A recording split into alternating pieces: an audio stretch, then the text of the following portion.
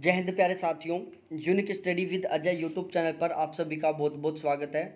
यहाँ पर इस क्लास में मैं आपको पढ़ाने वाला हूँ वही जियो टेक्निकल वाला जो यूनिट है जिसको हम कार्टोग्राफी का एक यूनिट मानते हैं। और जो कार्टोग्राफी का एक यूनिट है जियो टेक्निकल, यहाँ से आजकल 3 से 4 क्वेश्चन तो कम से कम आते ही हैं। पहले का यदि हम पेपर पैटर्न की बात करें, जो पहले पेपर लेवल था, पेपर पैटर्न था, उसमें जियो टेक्निकल से क्वेश्चन नहीं आते थे क्योंकि पहले पेपर था थोड़ा इजी आता था। आजकल पेपर इजी नहीं, थोड़ा डिफ़िकल्ट आता है, थोड़ा लेवल का पेपर आता है, तो इसलिए जियो टेक्निकल वाले पोर्शन से भी क्वेश्चन बनते हैं। तो यहाँ पर हमें जियो टेक्निकल का बिल्कुल अच्छे से कॉन्सेप्ट क्लियर होना बहुत ज़्यादा ज़रूरी है। इसका भी बहुत अच्छा खासा हमें नॉलेज होना बहुत ज़्यादा ज़रूरी है। ठीक है, तो यहाँ पर मैं आपका जो जियो टेक्निकल वाला पोर्शन है इसको मैं बहुत अच्छे से क्लियर करवाने की कोशिश करूँगा। कल वाली क्लास में हमने पढ़ी थी हवाई फोटो चित्र, ठीक है, हवाई फोटोग्राफी, हवाई फोटो सर्वेक्षण, और उसमें मैंने आपको मुख्य बिंदु था जिसको हम प्रिंसिपल पॉइंट बोलते हैं उसके बारे में बताया था। मैंने वहाँ पर बहुत सारी कंडीशन बताई थी कि हम फोटोग्राफी की कौन कौन सी, जो ऊर्ध्वाधर है, ऊर्ध्वाधर फोटो है या फिर तिर्यक फोटो है, इन सभी के बारे में मैंने बहुत अच्छे से समझाने की कोशिश की थी। आप सभी को बहुत अच्छे से समझ में आ गया होगा। ठीक है, अब हम चलते हैं यहाँ पर। देखो, अभी सारी फोटोग्राफ चित्र, जो अभी सारी फोटो चित्र है, इसके बारे में मैंने आपको कल की क्लास में भी पढ़ाया था और एक बार मैं फिर से रिवीजन कर देता हूँ जिससे कि आप अपने आप को रिकनेक्ट कर पाएँ। ठीक है, इसमें क्या होता है, अभी सारी फोटो चित्र में क्या होता है, ये आपका वायुयान है। ठीक है, यहाँ पर आपका वायुयान है। इसमें यहाँ पर दो कैमरे लगे हुए हैं, दो लेंस लगे हुए हैं। पहला लेंस यहाँ पर लगा हुआ है, दूसरा लेंस यहाँ पर लगा हुआ है। ठीक है, दो लेंस है आपके यान में। अब ये दोनों लेंस हैं जो टोटल दो तरीके से फ़ोटो कैप्चर कर सकते हैं। पहली कंडीशन तो क्या है प्यारे साथियों, या तो वो इस तरीके से फ़ोटो कैप्चर कर सकते हैं, या फिर वो इस तरीके से फ़ोटो कैप्चर कर सकते हैं, या वो इस दिशा में फ़ोटो कैप्चर कर सकते हैं, या वो इस दिशा में फ़ोटो कैप्चर कर सकते हैं। वो बिल्कुल ऊर्ध्वाधर फ़ोटो कैप्चर भी कर सकते हैं। ठीक है भाई, बाईं साइड हम यदि कैमरे को झुका दें तो वो बाईं साइड की फ़ोटो कैप्चर करेगा। लेंस को हम दाईं साइड झुका दें, दाईं साइड फ़ोटो कैप्चर करेगा। लेंस को हम 90 डिग्री के एंगल पर झुका दें तो वो बिल्कुल ऊर्ध्वाधर फ़ोटो कैप्चर करेगा। यहाँ पर हम पढ़ रहे हैं अभिसारी। अभिसारी में क्या होता है कि इसमें पहली कंडीशन तो ये है कि इसमें जो आपका यान है उसमें टोटल दो लेंस लगे हुए हैं, दो कैमरे लगे होते हैं। ठीक है, पहली कंडीशन ये बिल्कुल कंपलसरी है कि जो अभी सारी फोटो चित्र है उसमें टोटल दो लेंस या दो कैमरे लगे हुए होते हैं। और वो जो दोनों के दोनों कैमरे हैं उनका जो झुकाव है बिल्कुल इस तरीके से होता है कि वो दोनों एक ऐसे फोटो, वो एक ऐसे एरिया का फोटो कैप्चर करें जो दोनों एक ही साइड में हो। जैसे यदि ये दोनों लेंस, ठीक है, यदि इन दोनों लेंसों को हम बिल्कुल इस तरीके से झुका दें तो ये दोनों के दोनों जो कैमरे हैं वो इस एरिया का फ़ोटो कैप्चर कर रहे हैं। ठीक है, दोनों में यहाँ पर अति व्यापन भी हो रहा है। जब आप इस कैमरे को झुकाकर फ़ोटो कैप्चर करोगे और फिर इससे झुकाकर करोगे तो कुछ ना कुछ भाग का 100% क्या होगा, अति व्यापन होगा, ओवरलैप होगा, होगा बिल्कुल कंपलसरी है ये। ठीक है, तो जब हम दोनों कैमरों को बिल्कुल इस तरीके से झुकाएं कि दोनों के दोनों कैमरे एक ही एरिया की फ़ोटो खींचे और वहाँ पर बिल्कुल पूरा पूरा एरिया कॉपी नहीं होगा लेकिन अति व्यापन होगा, यहाँ पर अति व्यापन थोड़ा ज़्यादा भी होगा।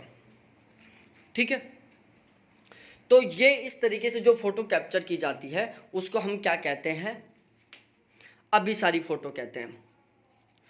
जो एक ही क्षेत्र के दो अलग अलग तिर्यक फोटो चित्र एक साथ खींचते हैं। यहाँ पर एक ही एरिया के, यहाँ पर क्या होता है, एक ही एरिया की दो अलग अलग फोटो चित्र खींची जाती है। जैसे इसी एरिया के दोनों कैमरा फोटो कैप्चर कर रहे हैं।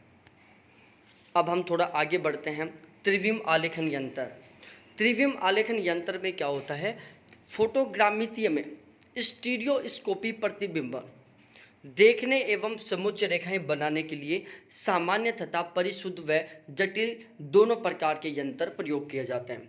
जो त्रिविम आलेख होता है, जो त्रिविम आलेखन यंत्र होता है, इसमें फोटोग्रामितीय में स्टीरियोस्कोपी प्रतिबिंब देखने एवं समोच्च रेखाएं बनाने के लिए सामान्य तथा परिशुद्ध व जटिल दोनों प्रकार के यंत्रों का प्रयोग किया जाता है।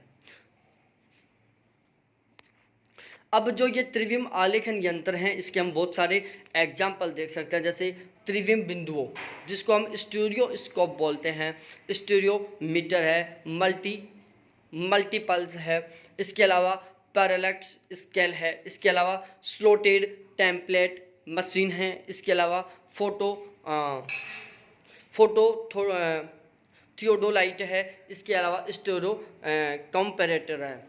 ठीक है, तो ये कुछ ऐसे यंत्र हैं जिनके द्वारा हम क्या कर सकते हैं, त्रिविम आलेखन यंत्र हैं। ये ऐसे यंत्र हैं जो त्रिविम आलेखन यंत्र के एग्जाम्पल हैं, तो इनको हमें अच्छे से पता होना चाहिए इनके बारे में भी। अब होता है हवाई फोटो सर्वेक्षण या हवाई सर्वेक्षण। देखो, हवाई सर्वेक्षण शब्द का या सबसे पहली बार फोटोग्राफिया सर्वेक्षण फ्रांसीसी विद्वान लूसी डोल्ट द्वारा 1858 में किया गया था। ठीक है, हवाई सर्वेक्षण या हवाई फोटोग्राफी सबसे पहले 1858 में लूसी डोल्ट महोदय द्वारा किया गया था। 1871 के युद्ध में फ्रांस ने, ध्यान से सुनना प्यारे साथियों, 1871 के युद्ध में फ्रांस ने सैनिक उद्देश्यों की पूर्ति एवं शत्रु के ठिकानों का पता लगाने के लिए वायु फोटो चित्र की मदद ली थी। 1871 में जब युद्ध हुआ था तो उस टाइम फ्रांस के सैनिकों ने अपने युद्ध के उद्देश्यों की पूर्ति के लिए, शत्रुओं को मारने के लिए, शत्रुओं का पता चलाने के लिए, शत्रुओं के जो ठिकाने थे उनका पता चलाने के लिए क्या किया था, हवाई फोटो सर्वेक्षण किया था। उन्होंने वायु फोटो चित्र की मदद ली थी। ठीक है, तो वायु फोटो चित्र की शुरुआत सबसे पहले 1871 में। इससे पहले देखो, हवाई फोटो सर्वेक्षण सबसे पहले किसने किया था, लूसी डोल्ट ने 1858 में किया। उसके बाद फ्रांस में 1871 में अच्छे से एक प्रॉपर वे में चालू हो गया था हवाई सर्वेक्षण।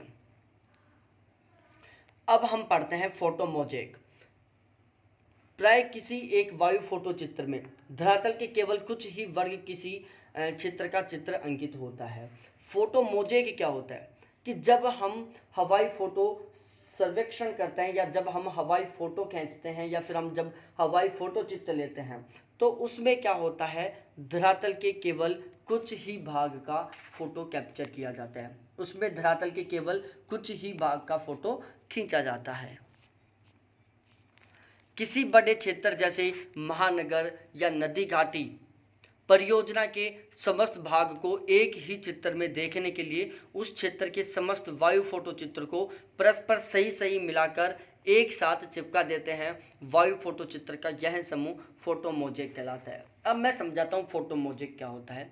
देखो, आप कितना भी क्यों ना हाई क्वालिटी का कैमरा यूज करें, ठीक है, आप एक कैमरे की मदद से, एक फ़ोटो की मदद से आप पूरी दुनिया को बिल्कुल स्पष्ट तरीके से कभी नहीं दिखा सकते। ठीक है, आप क्या करोगे, सपोज डेट आप भारत का वायु फोटो सर्वेक्षण करना चाहते हैं, ठीक है, और वो भी एक बहुत ही स्पष्ट तरीके वाला, तो आप फिलहाल में कोई भी ऐसी तकनीक नहीं है जिसके माध्यम से आप पूरा भारत का एक बिल्कुल एक साथ या एक ही फ़ोटो में अच्छी क्वालिटी वाला फ़ोटो खींच पाएँ या फिर अच्छी क्वालिटी वाला फ़ोटो सर्वेक्षण कर पाएँ। तो आप क्या करोगे, भारत के जितने भी स्टेट हैं इन सभी का आप अलग अलग फ़ोटो चित्र लेंगे। जैसे एक राजस्थान का ले लिया, एक मध्य प्रदेश का ले लिया, एक हरियाणा का ले लिया, एक राजस्थान का, झारखंड का ले लिया, बिहार का ले लिया, केरल का ले लिया। आप क्या करोगे, इस तरीके से हर एक अलग अलग स्टेट के अलग अलग फ़ोटो चित्र लोगे। फिर इन सभी को क्या करोगे, आप आपस में चिपका दोगे, आपस में मर्ज कर दोगे, आपस में जोड़ दोगे। तो उससे क्या होगा, उससे एक बहुत ही विशाल पूरे भारत का स्पष्टली तरीके से एक वायु फोटो चित्र बन जाएगा।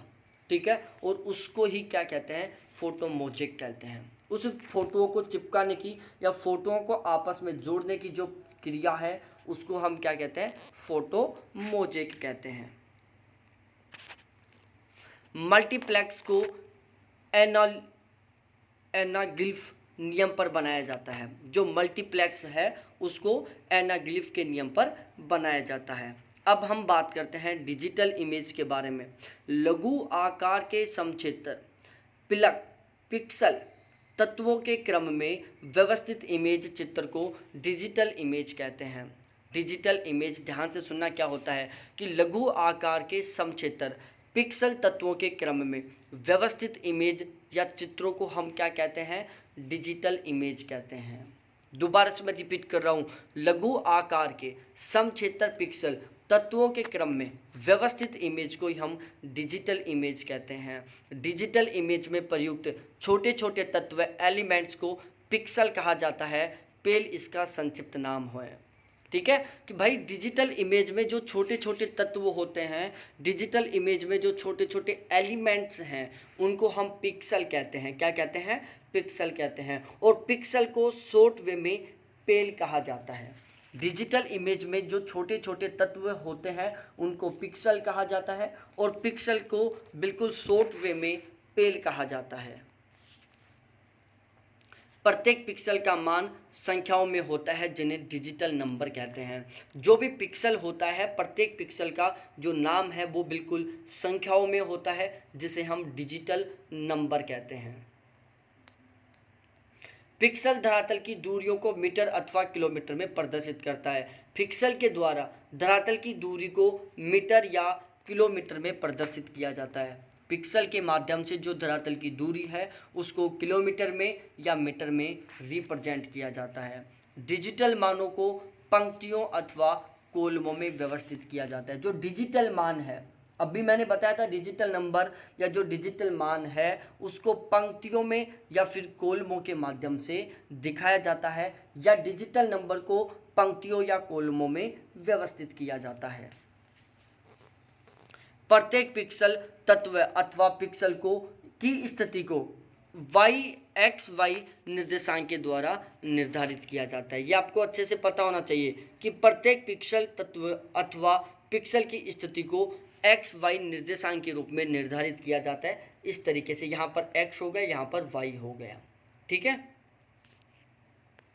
डिजिटल इमेज के लाभ।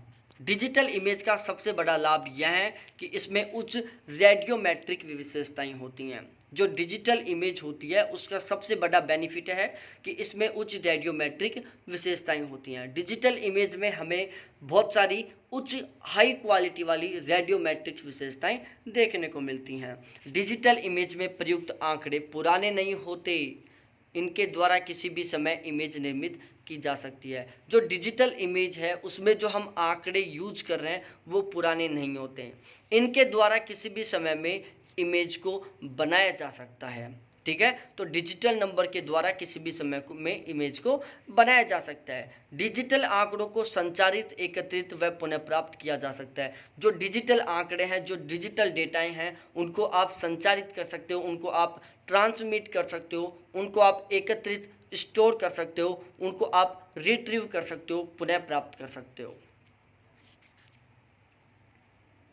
अब हम रिमोट सेंसिंग पढ़ेंगे। तो अब हम पढ़ते हैं रिमोट सेंसिंग के बारे में, सुदूर संवेदन के बारे में। देखो, सुदूर संवेदन, रिमोट सेंसिंग, यहाँ से भी अब आजकल क्वेश्चन आने लग गए। पहले ये एक ऐसे टॉपिक थे जहाँ से क्वेश्चन बहुत कम बनते थे, लेकिन आजकल यदि हम फिलहाल की बात करें, वर्तमान समय के पेपर पैटर्न के बारे में हम बात करें, तो रिमोट सेंसिंग से भी आजकल क्वेश्चन आने लग गए। ठीक है। सुदूर संवेदन का शाब्दिक अर्थ होता है कि बिना भौतिक संपर्क अथवा अनुभूति के आधार पर जानकारी प्राप्त करना, जिसका मूल स्रोत सौर्य ऊर्जा है।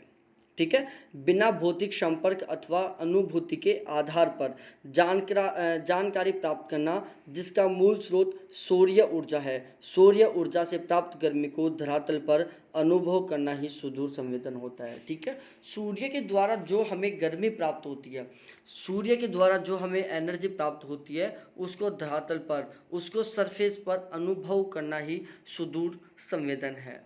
सुदूर संवेदन यंत्र आधारित तकनीकी द्वारा किसी लक्ष्य या वस्तु का दृश्य घटना को अवलोकन करने की कला, विज्ञान तथा तकनीक है। ठीक है, सुदूर संवेदन क्या है प्यारे साथियों? सुदूर संवेदन है जो यंत्र आधारित तकनीकी द्वारा किसी लक्ष्य वस्तु का, दृश्य घटना का को अवलोकन करने की एक कला है, एक विज्ञान है या एक तकनीक है। सुदूर संवेदन एक ऐसी विज्ञान है जो पृथ्वी के किसी स्थान, वस्तु अथवा घटना के संबंध में दूर अंतरिक्ष में स्थित उपग्रह या अंतरिक्ष यानों पर लगे संवेदकों के द्वारा ग्रहण किए गए धरातलीय परावर्तित प्रकाश के आवेगों को अंकित करता है। ठीक है, सुदूर संवेदन क्या है? एक ऐसा विज्ञान है, सुदूर संवेदन एक ऐसा विज्ञान है जो पृथ्वी के किसी स्थान, वस्तु अथवा घटना के संबंध में दूर अंतरिक्ष में स्थित उपग्रह या अंतरिक्ष यानों पर लगे संवेदकों के द्वारा ग्रहण किए गए धरातलीय परावर्तित प्रकाश के आवेगों को अंकित करता है। ठीक है, अब हम बात करते हैं थोड़ा सा आगे। हम संवेदक पर अंकित परावर्तित प्रकाश के आवेगों का विश्लेषण करते हैं, तत्पश्चात प्राप्त आंकड़ों तथा प्रतिबिंबों के माध्यम से किसी स्थान, घटना या वस्तु के संबंध में आवश्यक जानकारी प्राप्त कर निष्कर्ष पर पहुंचते हैं। ठीक है, अब मैं इस बात को दोबारा से रिपीट करके बता रहा हूं प्यारे साथियों, इसलिए थोड़ा सा ध्यान लगाकर वापस सुनने की कोशिश करना। ठीक है, हम संवेदक पर अंकित परावर्तित प्रकाश के आवेगों का विश्लेषण करते हैं, तत्पश्चात उसके पश्चात प्राप्त आंकड़ों तथा प्रतिबिंबों के माध्यम से किसी स्थान, घटना या वस्तु के संबंध में आवश्यक जानकारी प्राप्त करके एक निष्कर्ष पर पहुंचते हैं। सुदूर संवेदन की प्रक्रियाएं दो प्रकार की होती हैं। पहला होता है आंकड़े अर्जित करना। संवेदक द्वारा पृथ्वी के किसी भाग को या किसी वस्तु के संबंध में विद्युत चुंबकीय विकिरण द्वारा सूचनाएं अंकीय डिजिटल रूप में एकत्रित किया जाते हैं। आंकड़े अर्जित करने का मतलब है कि सुदूर संवेदक के माध्यम से हम, ठीक है, विद्युत चुंबकीय विकिरणों के माध्यम से, किसके? विद्युत चुंबकीय विकिरणों के माध्यम से हम पृथ्वी के किसी भी भाग के हम क्या कर सकते हैं? आंकड़े एकत्रित कर सकते हैं। ठीक है, तो आंकड़े अर्जित करने का मतलब है विद्युत चुंबकीय विकिरणों के माध्यम से या विद्युत चुंबकीय विकिरणों के द्वारा हम पृथ्वी के किसी भी भाग से क्या कर सकते हैं? सूचनाओं को, डाटाओं को डिजिटल रूप में, किसमें? डिजिटल रूप में हम एकत्रित कर सकते हैं। टी.एम. लिलीसैंड एवं R.W. काइपर ने आंकड़ा अर्जित करने की प्रक्रिया को 5 भागों में विभाजित किया था। एक विद्वान थे T.M. लिलीसैंड और एक विद्वान थे जिनका नाम था R.W. काइपर। मतलब टोटल 2 विद्वान थे, एक का नाम था T.M. लिलीसैंड और दूसरे का नाम था R.W. काइपर। इन दोनों ने क्या किया? इन दोनों ने आंकड़ों को एकत्रित करने की जो प्रक्रिया थी उसके टोटल कुल 5 भाग बताए। क्या बताए? कुल 5 भाग बताए। उसके बाद आता है आंकड़ा विश्लेषण करना। प्राप्त आंकड़ों की सहायता से विकिरणों को पहचानना, उनके बारे में आवश्यक जानकारी प्राप्त करने तथा किसी निर्णय तक पहुंचने की समस्त प्रक्रिया को आंकड़ा विश्लेषण कहते हैं। आंकड़ा विश्लेषण क्या होता है? देखो, मैं आपको बिल्कुल सीधे तरीके से समझाने की कोशिश करता हूं। हमने क्या किया? आंकड़े एकत्रित किए। आंकड़े एकत्रित करने के बाद हमने क्या किया? उन आंकड़ों का विश्लेषण किया, उन आंकड़ों को हमने हल किया, उन आंकड़ों को हमने सोल्व किया और उनका विश्लेषण किया तथा एक निश्चित निष्कर्ष पर पहुंचने का प्रयास किया। ठीक है, तो डाटा एनालिसिस बोल दो या आंकड़ा विश्लेषण बोल दो, हम इसमें क्या करते हैं? इसमें हम क्या करते हैं कि हमारे द्वारा जो एकत्रित किए गए डाटा थे उनका हम विश्लेषण करते हैं, उनको हम हल करते हैं। आंकड़ा विश्लेषण के निम्न प्रमुख तत्व हैं। सबसे पहला होता है आंकड़ा उत्पाद, दूसरा होता है व्याख्या तथा विश्लेषण, तीसरा होता है सूचना उत्पाद और चौथा होता है उपयोगकर्ता। ठीक है। आंकड़ों के विश्लेषण करने के भी प्रमुख तत्व होते हैं, जिसमें एक तत्व होता है आंकड़ा उत्पाद, मतलब जहाँ से आंकड़े उत्पन्न हो रहे हैं। दूसरा होता है व्याख्या या विश्लेषण, हमने आंकड़े एकत्रित किए। देखो यहाँ पर आंकड़ा उत्पाद का मतलब होता है कि जहाँ से आंकड़े उत्पन्न हो रहे हैं, हम जहाँ से आंकड़ा इकट्ठा कर रहे हैं, जिसको हम आंकड़ा स्रोत बोलते हैं। दूसरा आता है व्याख्या एवं विश्लेषण, हमने डाटा एकत्रित किया, हमने आंकड़े इकट्ठे किए, उसके बाद में हमने उन आंकड़ों का विश्लेषण किया, हमने उन आंकड़ों की व्याख्या की। उसके बाद सूचना उत्पाद, हमने डाटा एकत्रित किए, हमने डाटाओं का विश्लेषण किया, हमने डाटाओं की व्याख्या की, उसके बाद हमें क्या मिली, एक नई सूचना मिली। क्या मिली, हमें एक नई सूचना मिली, हमें एक नई जानकारी मिली, ठीक है। और हमने क्या किया, उस जानकारी का उपयोग किया, उपयोगकर्ता हो गए हम। तो यहाँ पर फिर से समझना, हमने आंकड़े एकत्रित किए, तो हमने जहाँ से आंकड़े एकत्रित किए थे वो क्या थे, हमारे आंकड़ा उत्पाद था। वो क्या था, आंकड़ा उत्पाद था, हमने आंकड़ों को उत्पादित किया। उसके बाद हमने क्या किया, उन आंकड़ों की व्याख्या की, हमने उन आंकड़ों का विश्लेषण किया। उसके बाद जब हमने आंकड़ों का विश्लेषण किया, जब हमने आंकड़ों की व्याख्या की, तो उससे एक नई सूचना निकली, हमें उससे एक नई सूचना मिली, जिसको हमने बोल दिया सूचना उत्पाद। और सबसे लास्ट में हमने क्या किया, उस सूचना को उपयोग लिया, उस सूचना के संबंध में हमने नई नई अवधारणाएं बनाई, हमने उस सूचना का उपयोग कर लिया, ठीक है। तो आंकड़ा विश्लेषण करने के संबंध में ये 4 प्रमुख तत्व हैं। अब हम पढ़ते हैं आर्टिफिशियल सैटेलाइट्स, कृत्रिम उपग्रह के बारे में। यहाँ पर हम पढ़ने वाले हैं कृत्रिम उपग्रह के बारे में, आर्टिफिशियल सैटेलाइट के बारे में। यह सुदूर संवेदन का एक प्रमुख प्लेटफॉर्म है। जो आर्टिफिशियल सैटेलाइट है, जो कृत्रिम उपग्रह हैं, वो सुदूर संवेदन, किसके, सुदूर संवेदन के एक प्रमुख प्लेटफॉर्म है।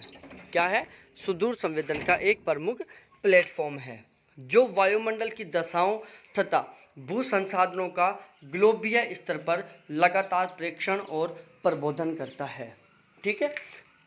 जो कृत्रिम सैटेलाइट होते हैं, जो आर्टिफिशियल सैटेलाइट होते हैं, वो क्या काम करते हैं, वो वायुमंडल की जो दशा हैं उनके बारे में, भू संसाधनों के बारे में ग्लोबल स्तर पर हमें जानकारी देते रहते हैं। आपको भी पता होगा सैटेलाइट के बारे में, बहुत सारे सैटेलाइट रेगुलर कभी कोई सा देश छोड़ता है, कभी कोई सा देश छोड़ता है। जैसे कभी भारत ने कोई सैटेलाइट छोड़ दिया, कभी अमेरिका ने सैटेलाइट छोड़ दिया, कभी फ्रांस ने सैटेलाइट छोड़ दिया। तो ये सैटेलाइट क्यों छोड़े जाते हैं, जो हर देश रेगुलर सैटेलाइट छोड़ रहा है, कभी कोई सा देश सैटेलाइट छोड़ रहा है, कभी कोई सा देश सैटेलाइट छोड़ रहा है, तो इन सैटेलाइटों को क्या कहा जाता है, कृत्रिम या आर्टिफिशियल सैटेलाइट कहा जाता है, ठीक है। इन सैटेलाइटों का सबसे मेन उद्देश्य क्या होता है, ये सैटेलाइट प्रक्षेपित करने का या सैटेलाइटों को लॉन्च करने का सबसे मेन टारगेट होता है हमें भू संसाधनों के बारे में, वायुमंडल की दशाओं के बारे में जानकारी देना, कि फ़िलहाल में वायुमंडल की कैसी दशाएं चल रही हैं। ग्लोबल वार्मिंग के बारे में सैटेलाइट से पता चलता है। मौसम से संबंधित जो जानकारी होती हैं, जैसे मौसम के संबंध में जानकारी की तूफान आ सकता है, या फिर हम न्यूज़पेपर में पढ़ते हैं मानसून जल्दी आएगा, मानसून लेट आएगा, 5 दिन बाद मानसून यहाँ पर पहुँच जाएगा। तो ये इस तरीके की जो जानकारी है ना, वो सारी सारी हमें सैटेलाइटों के माध्यम से पता चलती हैं।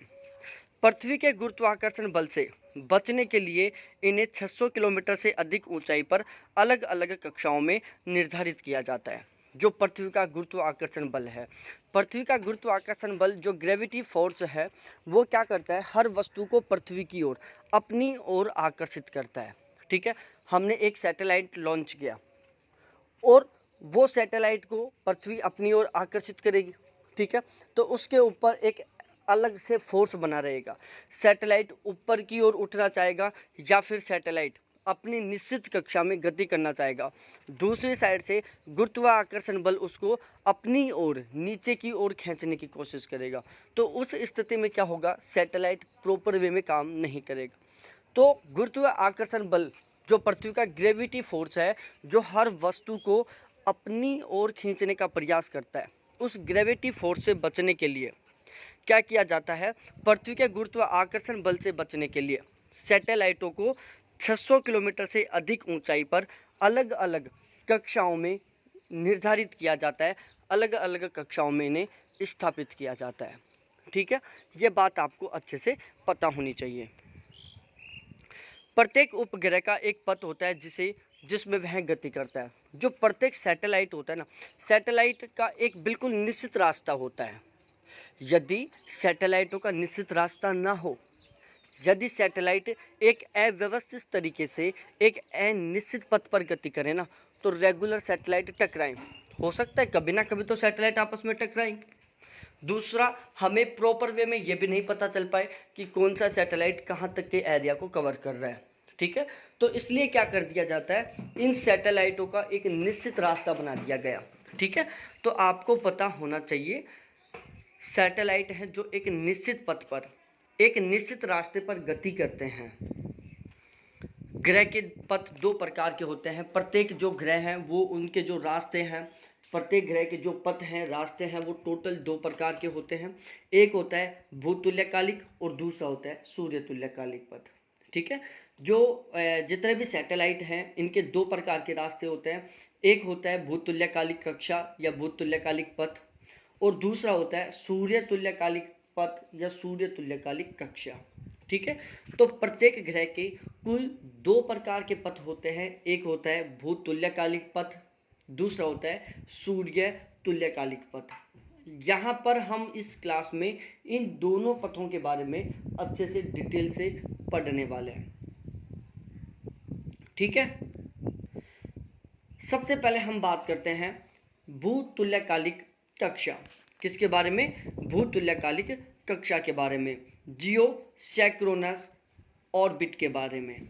ठीक है, तो जो भूतुल्यकालिक कक्षा होती है उसको GSLV बोलते हैं। आपको ध्यान होना चाहिए कि जो भूतुल्यकालिक कक्षा होती है जिसे भू स्थिर उपग्रह, ठीक है, जो भूतुल्यकालिक कक्षा होती है जिसमें भू स्थिर उपग्रह गति करते हैं। ध्यान से सुनना इस बात को, भूतुल्यकालिक कक्षाओं में भू स्थिर उपग्रह गति करते हैं। भूतुल्यकालिक कक्षाओं को GSLV कहते हैं। मैं फिर से रिपीट कर रहा हूँ, बात को ध्यान से सुनना। भूतुल्यकालिक कक्षाओं में भू स्थिर उपग्रह गति करते हैं। भूतुल्यकालिक कक्षाओं को GSLV कहते हैं या भू स्थिर उपग्रहों को GSLV कहते हैं। दोनों तरीके से आप बात को ध्यान रख सकते हो। भूतुल्यकालिक कक्षा कह दो या भूतुल्यकालिक उपग्रह कह दो या भू स्थिर उपग्रह कह दो या GSLV कह दो। ठीक है, GSLV का फुल फॉर्म है जियो सैक्रोनस सैटेलाइट लॉन्च व्हीकल। ठीक है, GSLV का फुल फॉर्म है जियो सैक्रोनस सैटेलाइट लॉन्च व्हीकल। फिर से मैं रिपीट कर रहा हूँ, GSLV का फुल फॉर्म जियो सैक्रोनस सैटेलाइट लॉन्च व्हीकल। पृथ्वी के घूर्णन काल से मेल खाने वाले वेग से, ठीक है, पृथ्वी के घूर्णन काल से मेल खाने वाले वेग से गतिमान उपग्रह भू स्थिर उपग्रह कहलाते हैं। ठीक है, जो पृथ्वी का घूर्णन काल है उसी घूर्णन काल से मेल खाते हुए, ठीक है, जो उपग्रह पृथ्वी के घूर्णन काल के बराबर काल में अपना क्या करते हैं, घूर्णन करते हैं, या जो उपग्रह जो अपना घूर्णन करते हैं या जो उपग्रह पृथ्वी के घूर्णन काल के बराबर या पृथ्वी के घूर्णन काल से मेल खाते हुए क्या करते हैं, घूर्णन करते हैं, या जिनका ऐसे उपग्रह जिनका जो घूर्णन काल है वो पृथ्वी के घूर्णन काल के लगभग बराबर है।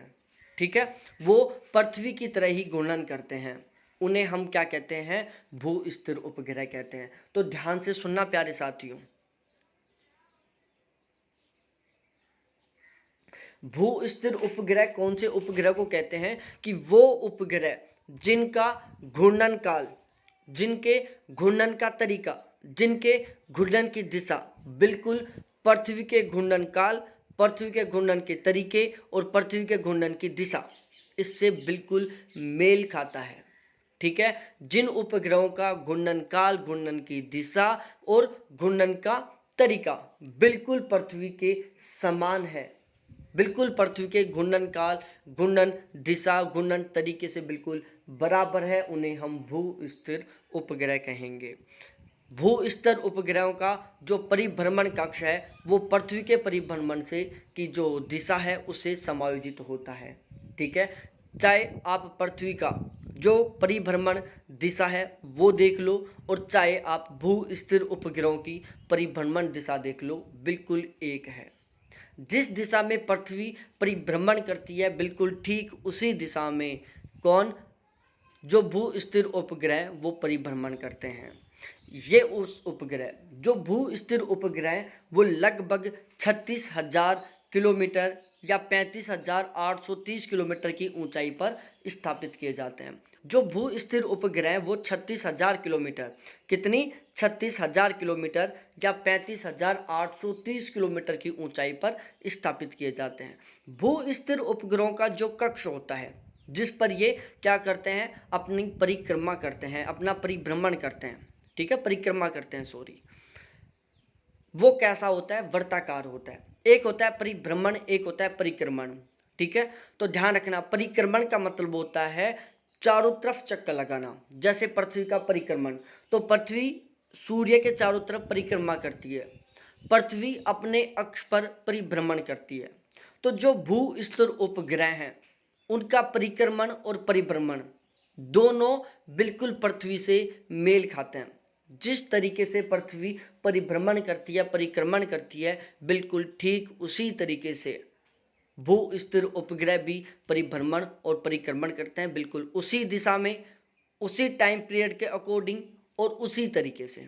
ठीक है, तो मैं एक लाइन में कहूँगा, पृथ्वी का परिक्रमण परिभ्रमण है जो कंप्लीट रूप से भू स्थिर जो उपग्रह हैं उनके परिक्रमण और परिभ्रमण से मेल खाता है। ठीक है, जो भू स्थिर उपग्रह वो वर्ताकार पथ पर या वर्ताकार कक्ष पर अपना परिक्रमण करते हैं।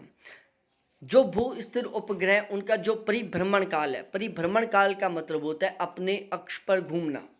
तो पृथ्वी अपना जो परिभ्रमण है वो लगभग 24 घंटों में पूरा कर देती है।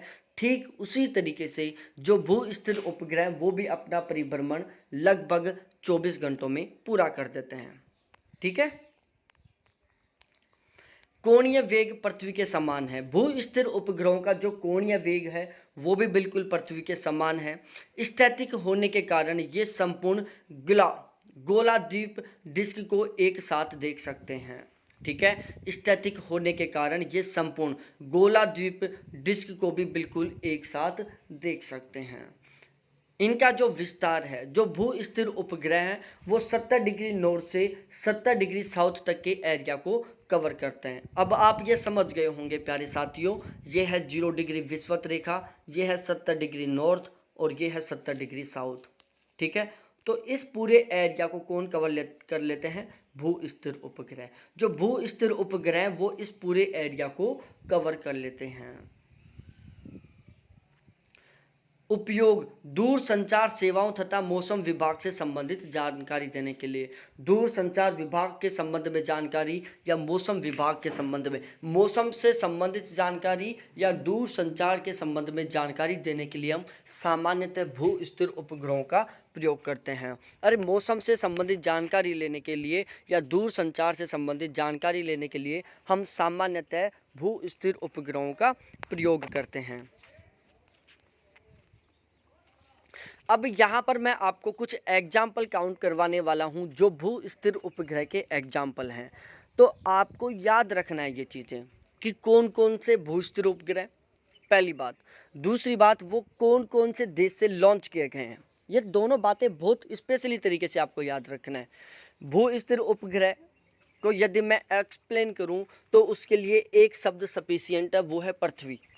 जिस तरीके से पृथ्वी अपना परिक्रमण करती है, जिस तरीके से पृथ्वी अपना परिभ्रमण करती है, जितने समय में अपना पृथ्वी परिक्रमण परिभ्रमण करती है, जिस दिशा में पृथ्वी परिक्रमण परिभ्रमण करती है, ठीक उसी तरीके से उसी दिशा में उस उतने ही समय में भू स्थिर उपग्रह अपना परिभ्रमण करते हैं।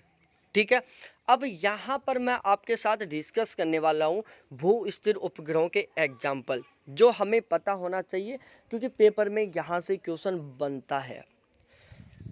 सबसे पहले मैं बात करता हूँ GOES-T, जो कि अमेरिका के द्वारा लॉन्च किया गया, GOES-W जो कि अमेरिका के द्वारा लॉन्च किया गया, मेट्रोसैट जो कि यूरोपियन देशों द्वारा या यूरोपियन अंतरिक्ष संस्था के द्वारा लॉन्च किया गया, GOMS जो कि रूस के द्वारा लॉन्च किया गया, GMS जो कि जापान के द्वारा लॉन्च किया गया, इनसैट जो कि भारत के द्वारा लॉन्च किया गया, एप्पल जो कि भारत के द्वारा लॉन्च किया गया, इसके अलावा INNS जो कि भारत के द्वारा लॉन्च किया गया। तो ये कुछ ऐसे भू स्थिर उपग्रह हैं, ये सारे के सारे भू स्थिर उपग्रहों के एग्जाम्पल हैं। ठीक है, जो कि अलग अलग देशों के द्वारा लॉन्च किए गए हैं। तो ये सारी की सारी चीज़ें आपको पता होनी चाहिए। अब हम थोड़ा आगे चलते हैं, हम अब बात करते हैं सूर्य तुल्यकालिक उपग्रह, जिनको हम समकालिक उपग्रह भी कहते हैं, पोलर सैटेलाइट लॉन्च व्हीकल। ठीक है, PSLV सूर्य तुल्यकालिक उपग्रह, जिनको हम समकालिक उपग्रह भी कहते हैं, जिसको इंग्लिश में PSLV कहते हैं। PSLV का फुल फॉर्म है पोलर सैटेलाइट लॉन्च व्हीकल। इस प्रकार के उपग्रह की ऊंचाई अधिक होती है। जो पोलर सैटेलाइट लॉन्च व्हीकल हैं, जो PSLV हैं, जो समकालिक उपग्रह या फिर जो सूर्य तुल्यकालिक उपग्रह, ये अधिक ऊंचाई पर होते हैं। ठीक है, इस तरीके के उपग्रह जो अधिक ऊंचाई पर होते हैं, जो पृथ्वी के संपूर्ण भाग को छेदता है या प्रत्येक अक्षांश को 2 बार पार करता है। ध्यान रखना, जो सूर्य तुल्यकालिक उपग्रह वो बहुत अधिक ऊंचाई पर स्थापित किए जाते हैं। भाई जो भू स्थिर उपग्रह वो लगभग 36,000 किलोमीटर की ऊंचाई पर स्थापित किए जाते हैं। ठीक है, और उनकी जो एग्जिट जो लोकेशन है, ऊंचाई है, वो मैंने आपको बताई थी 35,000। आगे की जो 3 डिजिट है ना, वो आपको बतानी है। 35,000 कुछ था, तो ये जो कुछ वाला अंक है ना, वो आपको बताना है, मैंने अब भी पढ़ा है आपको। तो सूर्य तुल्यकालिक उपग्रह वो बहुत अधिक ऊंचाई पर स्थापित किए जाते हैं, बहुत अधिक ऊंचाई पर लॉन्च किए जाते हैं। जब ये उपग्रह बहुत अधिक ऊंचाई पर लॉन्च किए जा रहे हैं, तो जायज़ सी बात है ये बहुत बड़े एरिया को भी कवर करेंगे। ठीक है, और जब ये बहुत बड़े एरिया को कवर कर रहे हैं, तो ये प्रत्येक अक्षांश को 2 बार पार करते हैं। तो इनके संबंध में सूर्य तुल्यकालिक उपग्रह, जिसको हम समकालिक उपग्रह कहते हैं, इसके संबंध में पहली बात कि ये बहुत अधिक ऊंचाई पर स्थापित होते हैं। दूसरे, ये बहुत बड़े एरिया को कवर करते हैं। तीसरा, ये प्रत्येक अक्षांश को 2 बार पार करते हैं। सूर्य तुल्यकालिक उपग्रह, इनका कक्ष पृथ्वी के ध्रुव से होकर गुजरता है। ठीक है, जो ध्रुवीय जो PSLV हैं, जो सूर्य तुल्यकालिक उपग्रह, इनका जो कक्ष है वो पृथ्वी का जो ध्रुव है उससे होकर गुजरता है। ये पूर्व से पश्चिम दिशा की ओर घूमता है। ठीक है, किस साइड घूमता है? पूर्व से पश्चिम दिशा में घूमते हैं। इनकी ऊंचाई 700 से 900 किलोमीटर, औसत ऊंचाई 9,000 किलोमीटर होती है। ठीक है,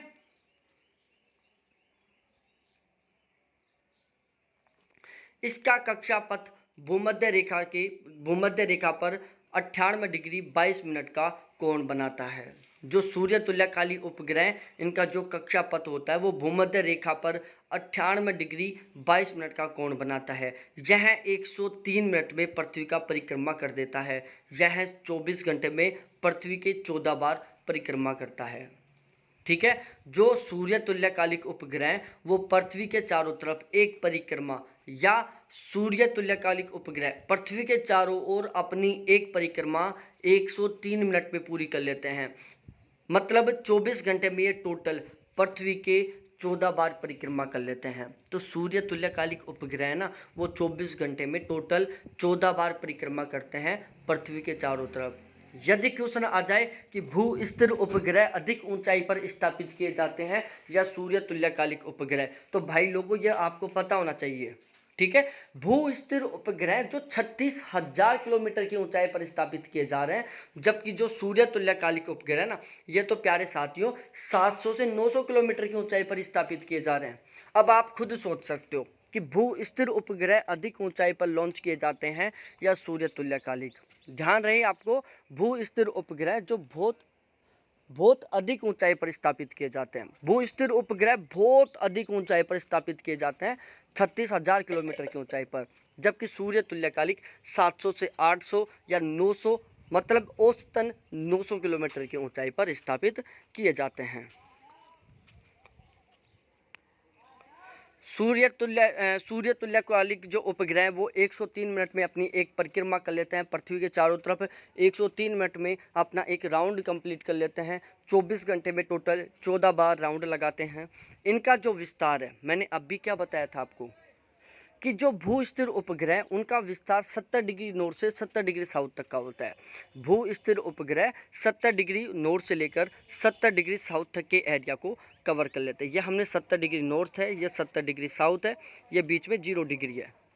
तो जो भू स्थिर उपग्रह 70 डिग्री नॉर्थ से लेकर 70 डिग्री साउथ तक के एरिया को कवर करते हैं, वहीं जो सूर्य तुल्यकालिक उपग्रह ये 81 डिग्री क्या ये है 81 डिग्री से लेकर 81 डिग्री साउथ। ठीक है, जो सूर्य तुल्यकालिक उपग्रह होते हैं वो 81 डिग्री नॉर्थ से लेकर 81 डिग्री साउथ तक के एरिया को कवर करते हैं। ये अंतर भी आपको पता होना चाहिए। भू स्थिर उपग्रह 70 डिग्री नॉर्थ से 70 डिग्री साउथ तक के एरिया को कवर कर रहे हैं। सूर्य तुल्यकालिक उपग्रह जो PSLV हैं वो 81 डिग्री नॉर्थ से 81 डिग्री साउथ तक के एरिया को कवर कर रहे हैं।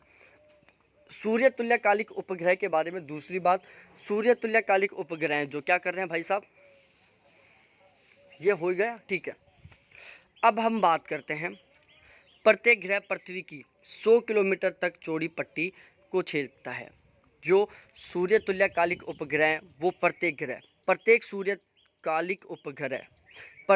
सूर्य तुल्यकालिक उपग्रह या प्रत्येक PSLV उपग्रह पृथ्वी को 100 किलोमीटर तक की चौड़ी पट्टी में छेदता है। ठीक है, अब यहाँ पर मैं बताने वाला हूँ मेरे प्यारे साथियों सूर्य तुल्यकालिक उपग्रहों के एग्जाम्पल। आपको सूर्य तुल्यकालिक उपग्रह और आपको जो भू स्थिर उपग्रह, इन दोनों की सारी विशेषताएं अच्छे से पता होना चाहिए।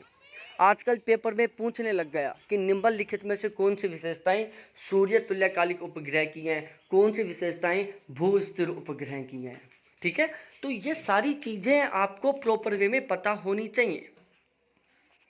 अब मैं बात करूं लैंडसैट अमेरिका द्वारा, स्पोर्ट फ्रांस के द्वारा, IRS भारत के द्वारा, HCMM अमेरिका के द्वारा, OCEAN सेट ओशियन सेट या IRS-P4 भारत के द्वारा। ठीक है, तो हम बताएं लैंडसैट अमेरिका के द्वारा लॉन्च किया गया, स्पोर्ट फ्रांस के द्वारा, IRS भारत के द्वारा, HCMM अमेरिका के द्वारा, ओशन सेट जिसको IRS-P4 बोलते हैं भारत के द्वारा। ठीक है, ओशन सेट सेकंड जिसको IRS-P4 का पूरक कहते हैं। तो ओशन सेट सेकंड है वो भी क्या है, एक सूर्य तुल्यकालिक उपग्रह जो कि भारत द्वारा छोड़ा गया है। राइसेट ये भी भारत के द्वारा छोड़ा गया है। 600 किलोमीटर की ऊंचाई पर स्थापित धान की खेती की निगरानी के लिए जो राइसेट उपग्रह राइस क्या मतलब होता है चावल, और राइस ऐसे आप लिंक करके याद कर लो, राइस। तो राइससेट है जो राइस से संबंधित है, राइससेट उपग्रह जो राइस से संबंधित है, चावल से संबंधित है। राइससेट उपग्रह भारत के द्वारा लॉन्च किया गया था। राइससेट उपग्रह जो 600 किलोमीटर की ऊंचाई पर स्थापित किया जाता है धान की खेती, चावल की खेती की निगरानी के लिए। मैपसेट भारत का पहला मौसम उपग्रह, जो मैपसेट है भारत का पहला मौसम उपग्रह। मैपसेट क्या है, भारत का पहला मौसम उपग्रह। हैमसेट भारत के द्वारा छोड़ा गया। पेहुनसेट अर्जेंटीना द्वारा छोड़ा गया, कोटोसैट भारत द्वारा छोड़ा गया, रिसोर्सैट भारत द्वारा छोड़ा गया। तो हेमसैट, कोटोसैट, रिसोर्सैट ये सारे के सारे भारत द्वारा छोड़े गए थे। पेहुनसैट अर्जेंटीना द्वारा छोड़ा गया था।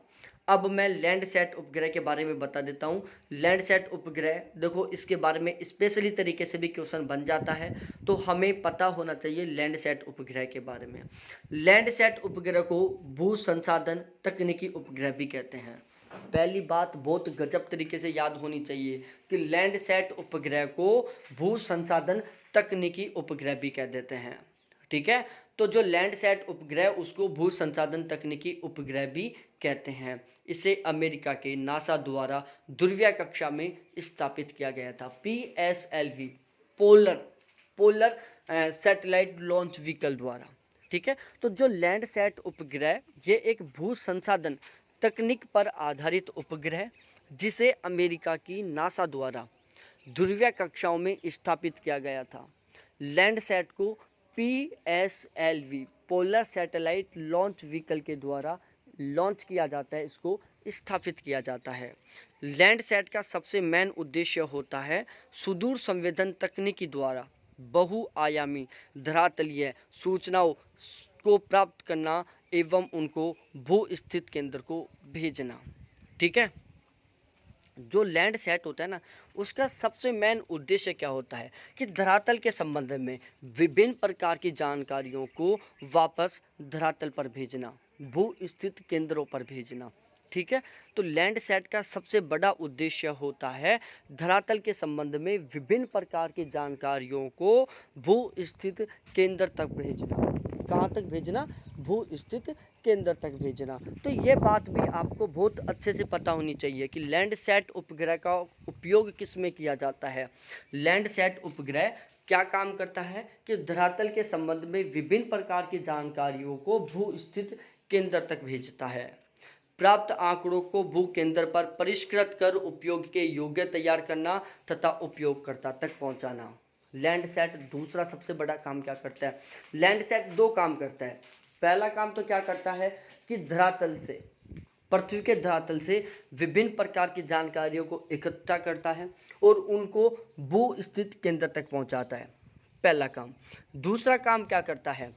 भू स्थित केंद्र तक जो उसने जानकारी भेजी है उस जानकारी को वो मानव के योग्य बनाता है, उस जानकारी को मनुष्य के समझने योग्य बनाता है।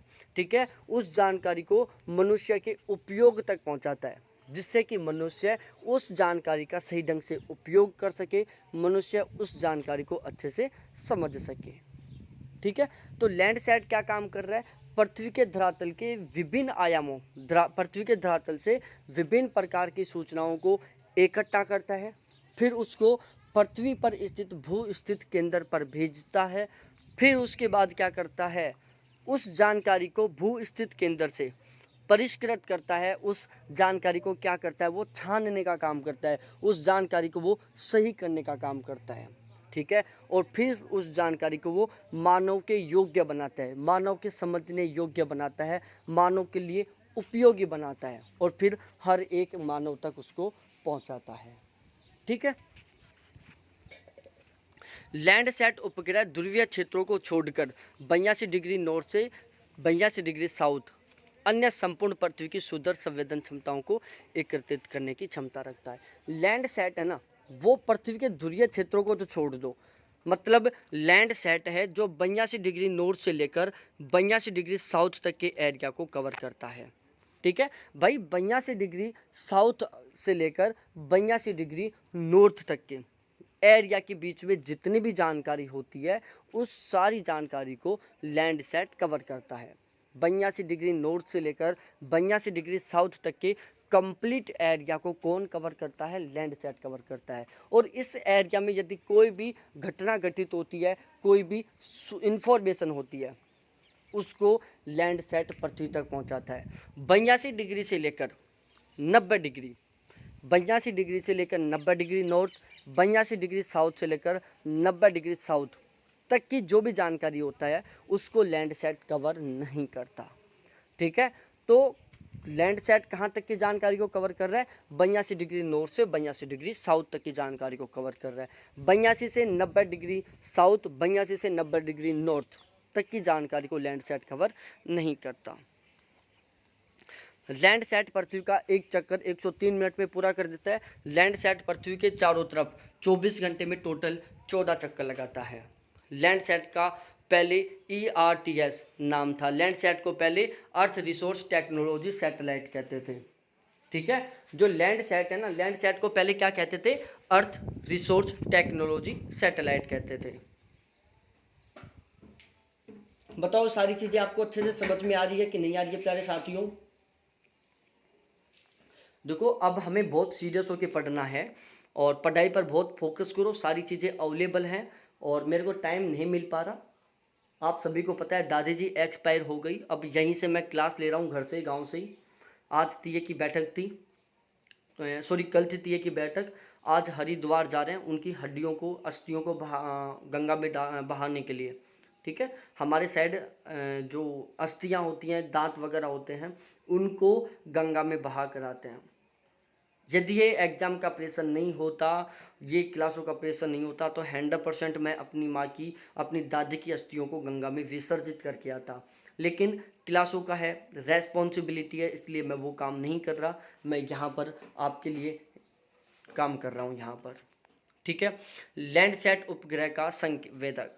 लैंडसैट के मिशन को सफल बनाने के लिए इन पर 4 प्रकार के संवेदक तैयार किए जाते हैं। ठीक है, लैंडसैट उपग्रह का संवेदक। लैंडसैट के मिशन को सफल बनाने के लिए, जो लैंडसैट का मिशन है उसको सक्सेस बनाने के लिए, उसको सफल बनाने के लिए टोटल 4 प्रकार के संवेदक तैयार किए जाते हैं। सबसे पहला होता है रिटर्न बीम वीडियोकॉन कैमरा प्रणाली, जिसको हम बोलते हैं return beam Videocon camera system, जिसको RBV बोलते हैं। ठीक है, दूसरा आता है मल्टी स्पेक्ट्रल स्कैनर प्रणाली, जिसको MSS बोलते हैं। उसके बाद तीसरा आता है थीमेटिक मैपर, जिसको हम TM कहते हैं। चौथा आता है इनहेंस थीमेटिक मैपर, जिसको ETM कहते हैं। और उसके बाद पांचवा आता है, ठीक है, ये 4 ही आते हैं भाई साहब, 4 ही बोला है मैंने। तो लैंडसैट उपग्रह के टोटल 4 संवेदक हैं, जिसमें पहला होता है RBV रिटर्न बीम वीडियोकॉन। उसके बाद दूसरा है MSS मल्टी स्पेक्ट्रल स्कैनर प्रणाली। तीसरा है थीमेटिक मैपर TM और चौथा है इनहांस थीमेटिक मैपर ETM। ठीक है, तो ये आपको चारों के चारों संवेदकों का नाम याद होना चाहिए। इन चारों के चारों संवेदकों की फुल फॉर्म याद होनी चाहिए। और ये चारों के चारों संवेदक क्यों है? क्योंकि ये लैंडसैट को जो मिशन है उसको सफल बनाना चाहते हैं। लैंडसैट के मिशन को सफल बनाने के लिए 4 प्रमुख संवेदक हैं।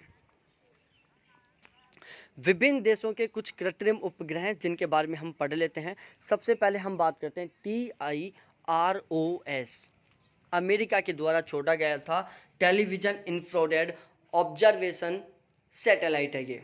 ठीक है, TIROS अमेरिका के द्वारा लॉन्च किया गया था और अमेरिका की जो नासा एजेंसी है उसने इसको लॉन्च किया था 1 अप्रैल 1960 में। मौसम संबंधित जानकारी देने का काम करता है ये, और ये एक भूस्थितिक उपग्रह है। ठीक है, तो TIROS अमेरिका की नासा द्वारा 1960 में लॉन्च किया गया था।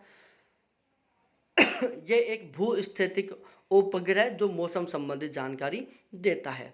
उसके बाद है NOAA NOAA अमेरिका के द्वारा छोड़ा गया था। इसका फुल फॉर्म है National Oceanic Atmospheric Administrative Satellite. NOAA America के द्वारा लॉन्च किया गया था। नोवा का फुल फॉर्म है National Oceanic Atmospheric Administrative Satellite. ठीक है, नोवा सूर्य तुल्य कालिक उपग्रह है ये। ध्यान रखना आपको प्यारे साथियों, TIROS है जो एक भूस्थितिक उपग्रह, जबकि नोवा एक सूर्य तुल्यकालिक उपग्रह है।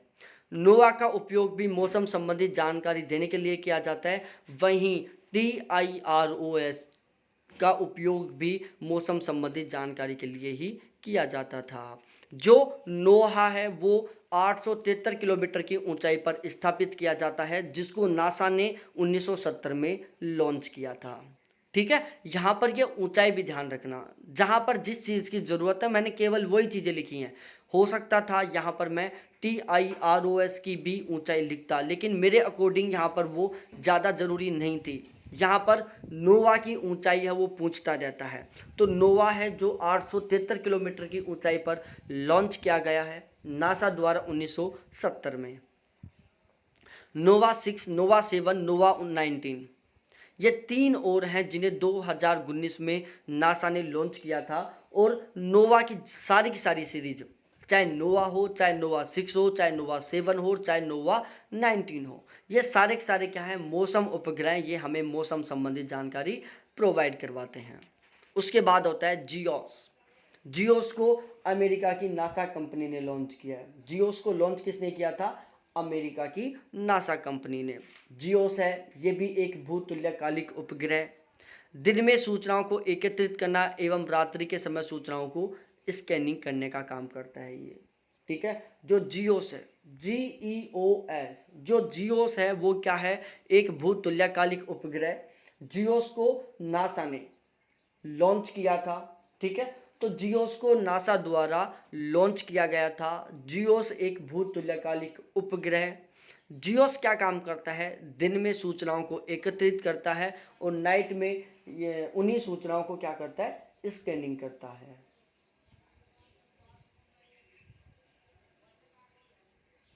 ठीक है, तो जियोस क्या काम करता है, जियोस पूरे दिन भर सूचनाओं को एकत्रित करता है और नाइट में वह उस सूचना को स्कैनिंग करता है। उसके बाद आता है HCMMS, अमेरिका के द्वारा लॉन्च किया गया। अमेरिका की जो नासा कंपनी है उसने इसे 1978 में लॉन्च किया।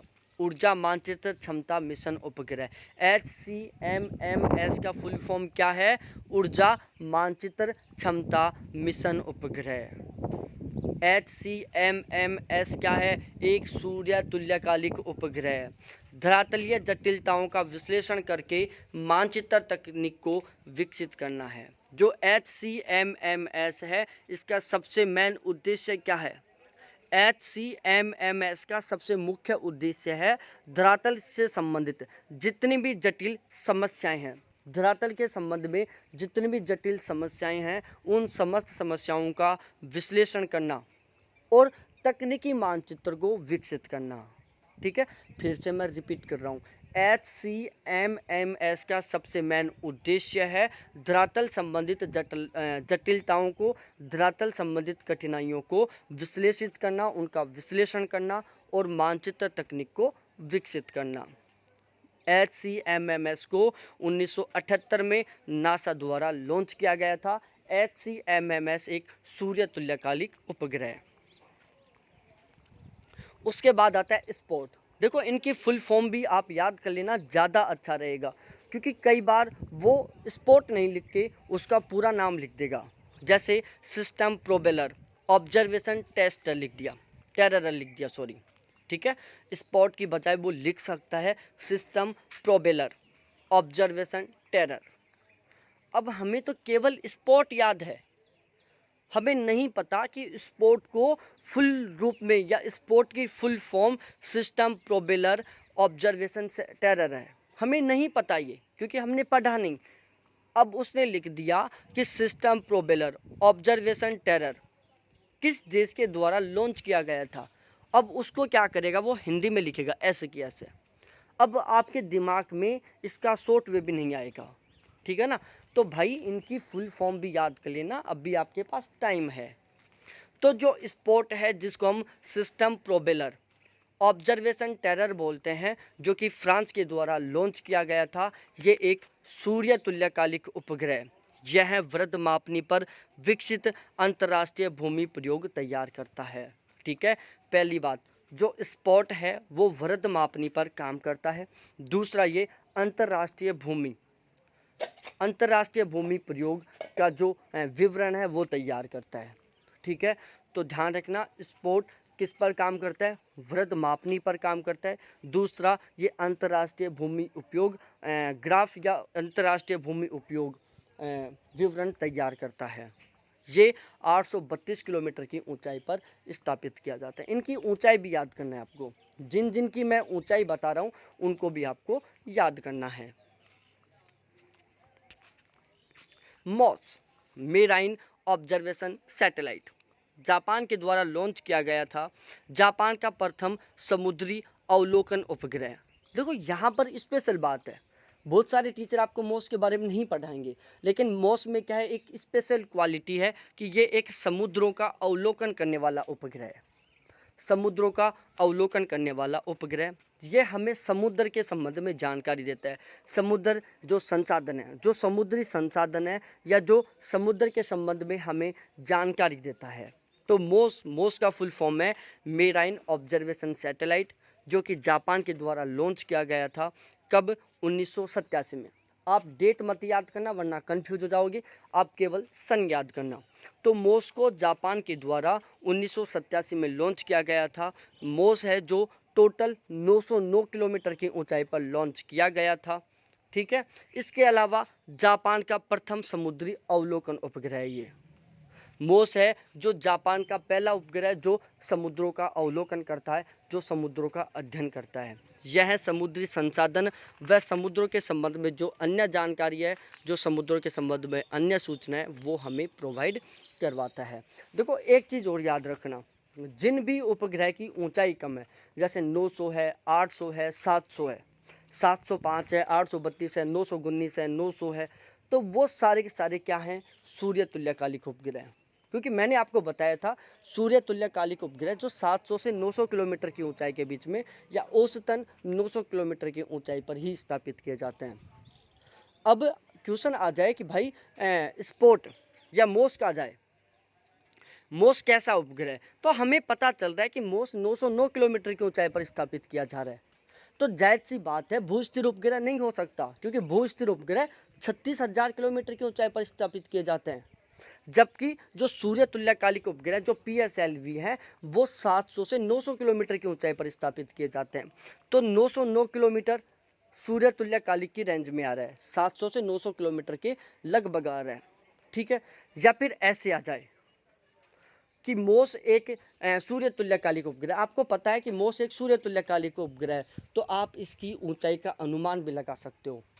क्वेश्चन आ जाए कि मोस कितनी किलोमीटर की ऊंचाई पर स्थापित किया जाता है, तो ऑप्शन ए आ गया 12,000, ऑप्शन बी आ गया 15,000, ऑप्शन सी आ गया 910 किलोमीटर, ऑप्शन सी आ गया 300 किलोमीटर, ऑप्शन डी आ गया 1300 किलोमीटर।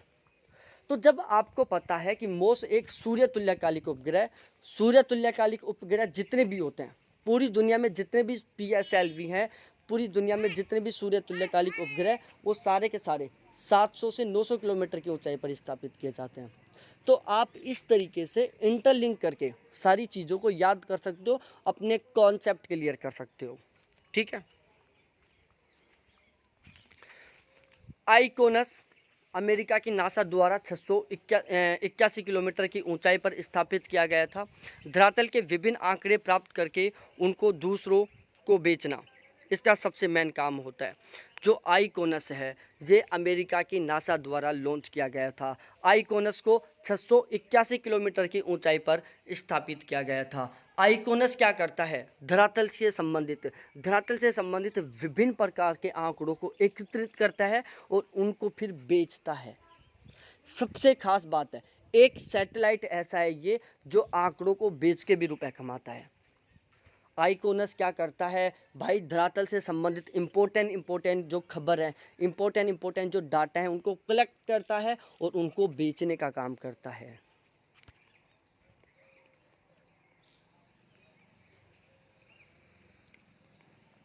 भारत का सुदूर संवेदन कार्यक्रम, भारत का सुदूर संवेदन कार्यक्रम इसकी शुरुआत 1972 में हुई थी। भारत का जो सुदूर संवेदन कार्यक्रम है इसकी शुरुआत 1972 में हुई थी। राष्ट्रीय सुदूर संवेदन संस्थान नरसा, इसका ऑफिस कहाँ पर है? हैदराबाद के सादनगर में है। भारत का सुदूर संवेदन कार्यक्रम, भारत का जो सुदूर संवेदन कार्यक्रम है इसकी शुरुआत 1972 में हुई थी। कब हुई थी? 1972 में हुई थी। राष्ट्रीय सुदूर संवेदन संस्थान, इसको इंग्लिश में नरसा बोलते हैं, NRSA, ठीक है, NRSA, national remote sensing association, ठीक है, नरसा। तो भारत का जो सुदूर संवेदन कार्यक्रम है उसकी शुरुआत 1972 में हुई। राष्ट्रीय सुदूर संवेदन संस्थान, जिसको इंग्लिश में नरसा बोलते हैं, नरसा का ऑफिस कहाँ पर है? सादनगर, हैदराबाद में है। भारत के इस सुदूर संवेदन कार्यक्रम में अंतरिक्ष विभाग और भारतीय अनुसंधान संगठन इसरो काम करते हैं। जो नरसा है, NRSA, जो नरसा है, जो राष्ट्रीय सुदूर संवेदन संस्था है, इसमें भारत के सुदूर संवेदन कार्यक्रम में अंतरिक्ष विभाग और भारतीय अनुसंधान संस्था इसरो दोनों काम करती हैं। तो आपको ये अच्छे से पता होना चाहिए प्यारे साथियों कि नरसा में काम कौन कौन करते हैं। नरसा में 2 विभाग काम करते हैं, पहला अंतरिक्ष विभाग और दूसरा इसरो। इसरो और अंतरिक्ष विभाग दोनों के दोनों नरसा में काम करते हैं। अब भारत के जो सैटेलाइट हैं उनके बारे में बताऊं। पहला है आर्यभट्ट, भारत का पहला उपग्रह जो 1975 में लॉन्च किया गया था, जो कि सोवियत संघ की सहायता से, ठीक है। भारत का पहला उपग्रह आर्यभट्ट है जो 1975 में सोवियत संघ की सहायता से लॉन्च किया गया था। भास्कर को 1979 में लॉन्च किया गया था। एप्पल एक भूतुल्यकालिक उपग्रह जिसे 1981 में लॉन्च किया गया था। Step satellite telecommunication experiment project, ठीक है। स्टेप क्या है? Satellite telecommunication experiment project. 1977 से 1997 के दौरान फ्रांस व जर्मनी की सहायता से इसे लॉन्च किया गया था। इसका सबसे मेन उद्देश्य था घरेलू दूर संचार तथा भूमि पर तकनीकी ढांचे को तैयार करना, ठीक है। जो स्टेप है, जो सैटेलाइट टेलीकम्युनिकेशन एक्सपेरिमेंट प्रोजेक्ट है, जिसको 1977 से 1979 के दौरान फ्रांस व जर्मनी की सहायता से लॉन्च किया गया था, और इसका सबसे मेन टारगेट होता है घरेलू दूर संचार और भूमि पर तकनीकी ढांचे को तैयार करना। INSS, Indian National Satellite System, I Indian, N National, S Satellite, S System, Indian National Satellite System भूस्थितिक उपग्रह प्रणाली है। जो INSS है वो क्या है? एक भूस्थितिक प्रणाली है। क्षैतिज दूर संचार, आकाशवाणी व दूरदर्शन का विस्तार, मौसम के बारे में जानकारी, ठीक है। जो INSS है, जो इंडियन नेशनल सैटेलाइट सिस्टम है, वो क्या है? एक भूस्थिर उपग्रह। आकाशवाणी और दूरदर्शन दोनों इसी के घटक हैं जो हमें मौसम संबंधित जानकारी देते हैं। आकाशवाणी और दूरदर्शन को जो मौसम संबंधित जानकारी देने का काम करता है वो कौन करता है? INSS करता है। INSS क्या करता है? आकाशवाणी और दूरदर्शन के माध्यम से हमें जानकारी प्रोवाइड करवाता है। इनसैट एक भूस्थिर उपग्रह जो कि 36,000 किलोमीटर की ऊंचाई पर 1982 में लॉन्च किया गया था। इसका उपयोग है दूर संचार में, मौसम विज्ञान में, रेडियो में और दूरदर्शन में, ठीक है।